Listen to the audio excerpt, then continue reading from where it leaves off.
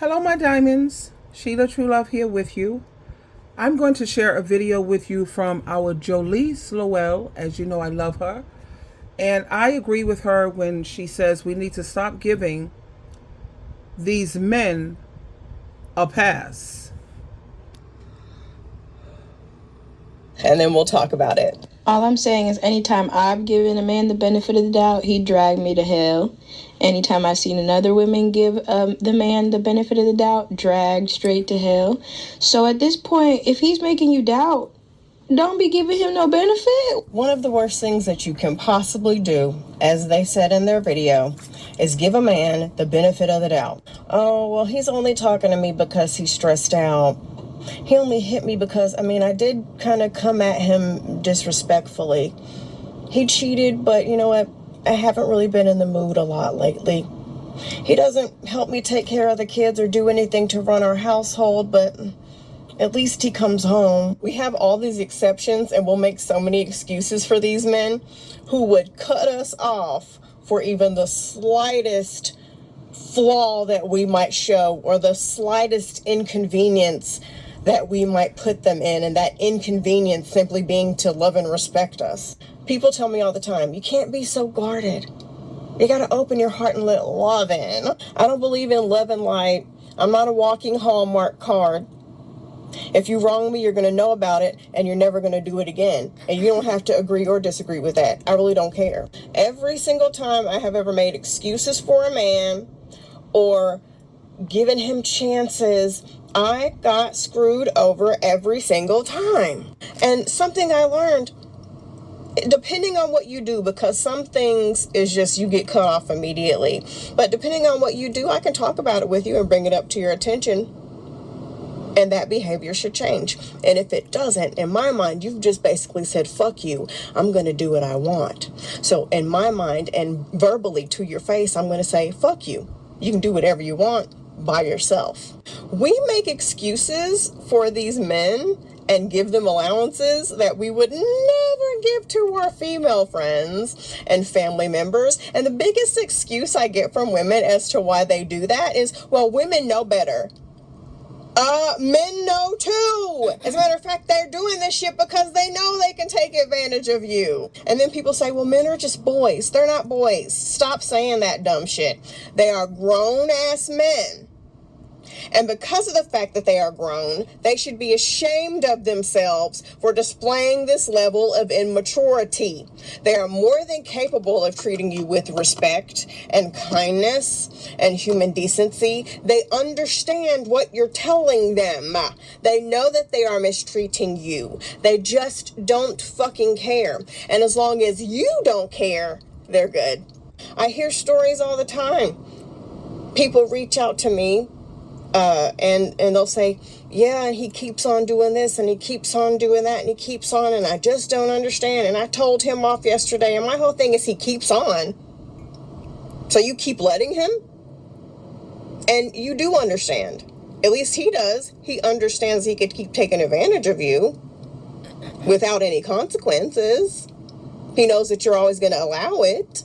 And I get it, you told him off, but apparently it's not working because he's still disrespecting you and you're still having these discussions. You're still going around in circles over and over again. We're not talking about 5-year-olds, okay? We're talking about grown-ass men who know better. They know, they're aware, and then you'll cut your best friend off because y'all disagree about some stupid shit. And even if she does wrong you in some way, you'll cut them off.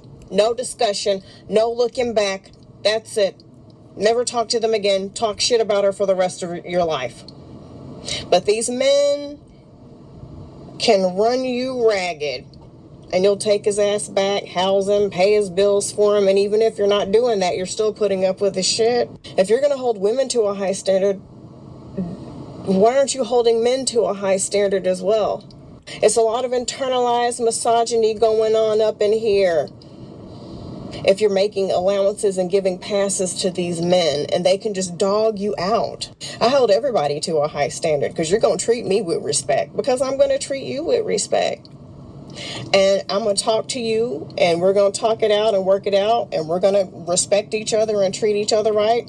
And I'll do the same for a man. If you cross the line and do some toxic, abusive shit, I'm going to stop talking to you, and I'll stop talking to a man too. Everybody can fuck themselves.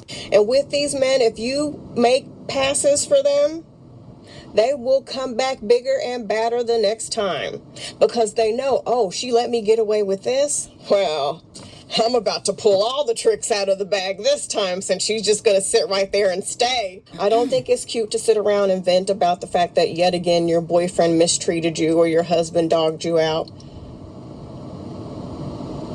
I'm not that person. Sure, if you want to leave or make a plan, we can talk about that. And, if it's the initial start of the crisis, we can talk about that. But I don't think it's cute to be one of those friends where all we do is sit around and vent about man troubles. Fuck these men. The moment I got to sit around and vent about you all the time is a moment that that's a check engine light, and you need to be cut off. No more. The system is set up for these men to get away with so much shit. And you play into it when you accept it. If you're going to cut anybody off, cut these men off, because they're going to use you until they can't use you anymore. My beautiful diamonds, how many times have you heard SheilaTruelove say these exact same words? If you're going to cut somebody off, cut these no good dusties off. It's always been a pet peeve of mine how women have no problem, and I'm speaking about women because these are the ones who I usually hear talk so badly about their family members, how toxic their mother is, how no good she is, how abusive she is. I don't hang out with my brother anymore. He's failing on this part. I cut off my cousins and my nieces and my family members, people who are your flesh and your blood. You know what I'm saying? When it comes to these dusties, these outsiders, I don't care if he's your husband. He was never going to be your flesh and blood.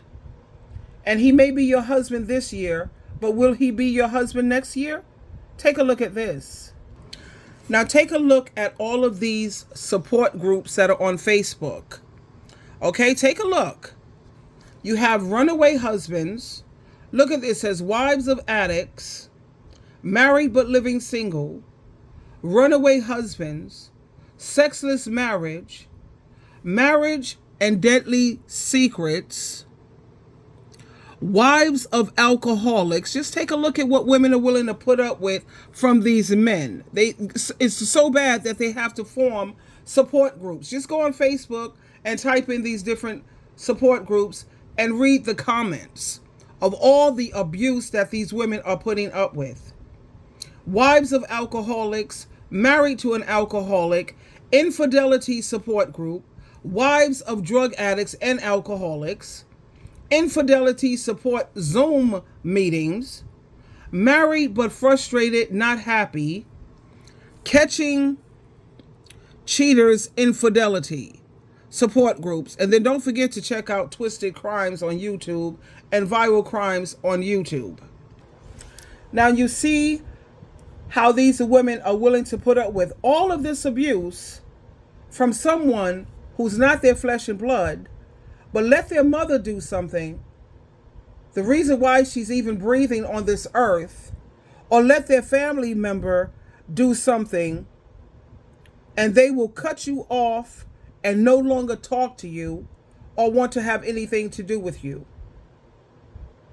And then you when you think about your female friends, they'll do something that you don't like, and you'll cut them off at the knees immediately, no problem.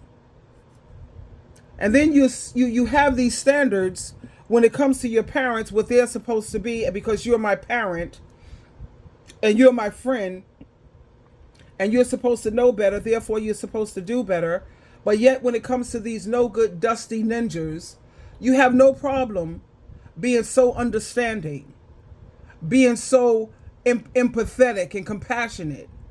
But when it comes to let it be your mother, let her mess up, honey, she don't stand a chance. And like you know, on my channel, you better never get on my channel and disrespect your parents, especially your mother. And especially if she's a single mother. Because I'm sure she had so many things that she was going through and that she was battling. You have a lot of parents who have bipolar, manic depression disorder, antisocial behavior, borderline personality, schizophrenia, paranoia. You know, parents like me, I had endometriosis for 9 to 10 years. That's very painful menstrual cycle. You know, I went through so much, especially when I went through the change of life, and I had please. It just threw me off when I had a hysterectomy, and I just was thrown off. My hormones was a mess. I was a mess, and I didn't want to go on the progesterone or the estrogen because my mom died of breast cancer. So I was battling this horrifying thing that I was going through in terms of hormonal. But do you think these adult children take time to try to understand all of those things about their parents? No. But when it comes to these no good dusties, they have all the understanding in the world. And even when these men, runaway husbands, leave these females, they have the nerve to talk about how I can't get over him. I love him so much. I can't stop thinking about him. And the reason why they can't stop thinking about him is because they're so busy focusing on all the good things and all the good times that they had together. And yet, when it comes to their parents, I'm sure your parents may have done 4 or 5 things wrong, but they did maybe 100 or 1,000 things right. Why aren't you focusing on all the good things that you did with your parents? But no, you find it so easy to focus on all the things they did wrong. And she did this to me, and she did that, and she. Yeah, okay. Why don't you apply the same exact standards and the same thing to these no good bastards who are abusing you? If they're not abusing you physically, they're abusing you financially, mentally, emotionally. In some way, they're abusing you, and yet you fight. You see it all the time. These women fight to hang on to that, but they won't fight to hang on to their family members.